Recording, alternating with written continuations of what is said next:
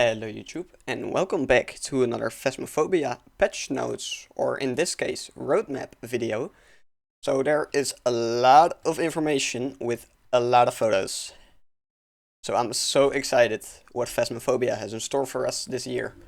So let's read together and let's maybe see if there's something that we haven't heard before.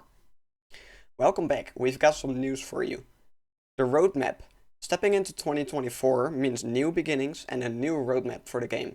You may notice some changes on the new roadmap, one of which is we've removed any predicted dates for upcoming releases.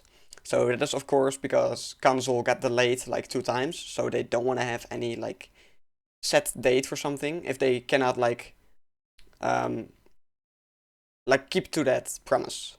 So that's good that they did that. Secondly, there's a new section at the bottom of the roadmap. These new features, maps and smaller updates will be pushed live as soon as they are ready, without the need to wait for a major update. Lastly, you can see that Horror 2.0 will be the last major milestone for the game, and the one that takes us out of early access. This doesn't mean development for the game will cease, as we'd still like to add more equipment, ghosts and locations after 1.0 finally arrives. Okay, so you can already see some cool stuff here. Console update. As many of you know, console was delayed from last year's predicted release date due to several reasons. We're still hard at work trying to get this ready for you eager console players, and it'll arrive as soon as it's ready. Once again, they don't want to make any promises they can't keep. On the other hand, with the delay comes extra changes for console players on day 1. The new and improved upcoming shop experience, the upcoming adjustments to the leveling and equipment tiers, as well as minor balance changes. This will all result in console players getting the best experience as soon as they receive the game, instead of large portions of gameplay and progression changing just after it releases. So that makes sense. It will probably come in about a week or two, the console update, as I read here. Like in a week there will be the update with the lighting and such. Here, this one, lighting overhaul, eye adaptation, screen space, progression rate improvements, item tier adjustments, and shop fee 3. That will come in a week. So probably after that we will get console.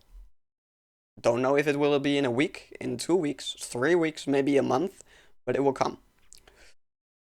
Additionally, when it's released, console players will receive a game that looks and runs better. We plan to implement a large amount of optimizations across the board, which will allow us to keep the game's graphical quality as close to PC as possible.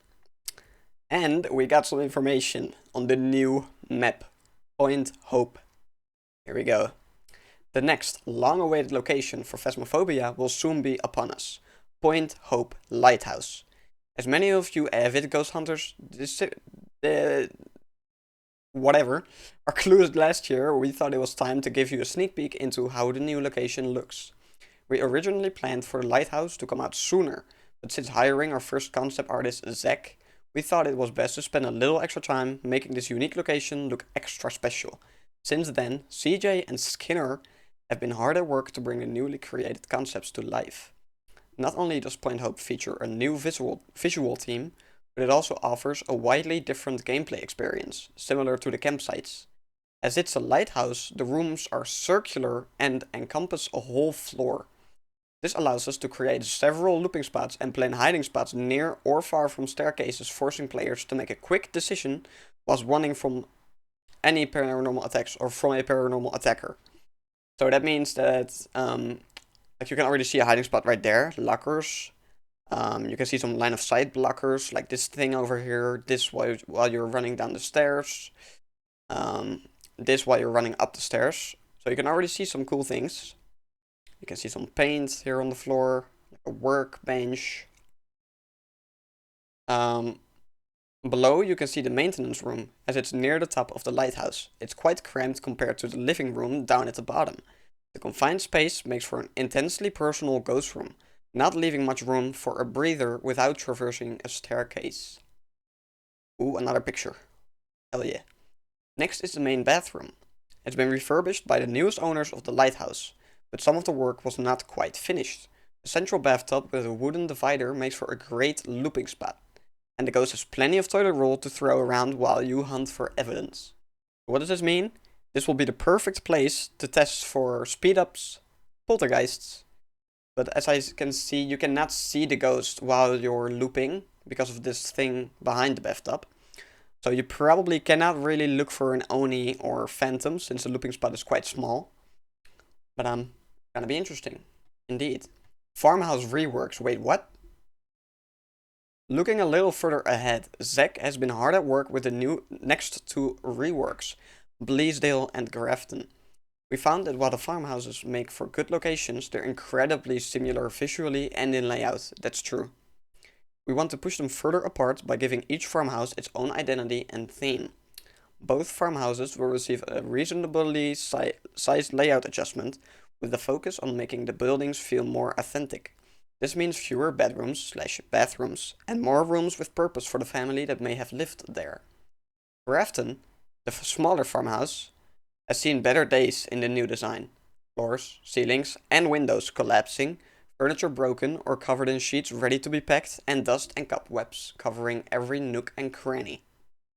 The twin bedroom has been converted into a large seamstress workshop, full of old mannequins, rolls of cloth and fabric, and drawings scattered amongst the floor. The many clothes rail scattered amongst the floor will make great hiding spots and areas to loop the ghost. Just don't look the mannequins in the eye. Uh-oh.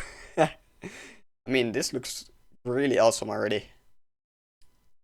Man, I can't wait. Bleasdale will receive the opposite treatment. As it is such a large building, we wanted to nudge it closer to the grand mansion-style house it has once been. Rooms will be ornate and cluttered with statues and expensive belongings. Some rooms have been repurposed, with one bedroom now becoming the owner's collectible room, filled with rare objects from his travels, guns, cultural trinkets, and memorabilia filling glass cases. Another bedroom has been converted into the wife's tea room, adorned with dollies, plates painted with cute animals, and lots of pink. I mean, that's a color we don't see in Phasmophobia, pink. Lastly, the attic has had quite the overhaul. The staircase has been moved and the room itself has been split into two parts. The first half is the attic storage, crammed to the brim with barely stable boxes, old furniture, and dusty memories.